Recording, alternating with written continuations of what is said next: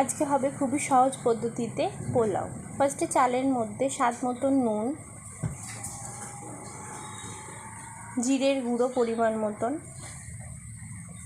লঙ্কা গুঁড়ো, ধনে গুঁড়ো, দুটো তেজপাতা, একটু ফুড কালার, একটু আদা ঘষে দেব,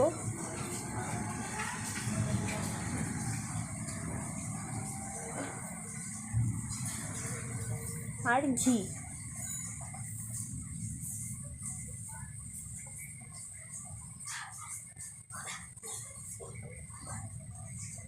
ঘিটা 2 চামচ দিয়ে দিলাম।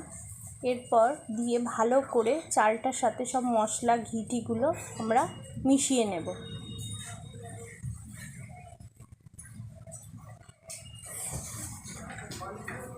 এরপর দারচিনি, এলাচ, জায়ফল, জয়িত্রীটা আমরা ভালো করে শিলনোড়ায় গুঁড়ো করে নেব। এরপর কড়াইতে ঘি দিয়ে গরম করতে দেবো। ঘিটা গরম হয়ে গেলে কাজু কিশমিশটা ভেজে নেব।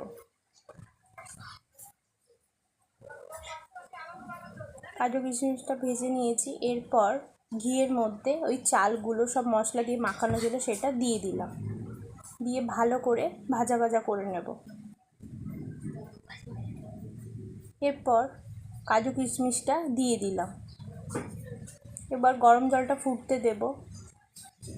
গরম জলটা এর মধ্যে, এই চালটার মধ্যে আমরা দিয়ে দেব।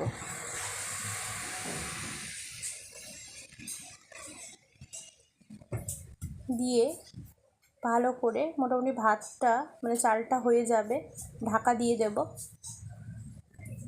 হয়ে গেছে চালটা সিদ্ধ, খুব বেশি সিদ্ধ করা হয়নি। এরপর যে গুঁড়োটা আমরা রেডি করেছিলাম, এলাচ, দারচিনি, জায়ফল, জয়িত্রী, সেটা দিয়ে দিলাম।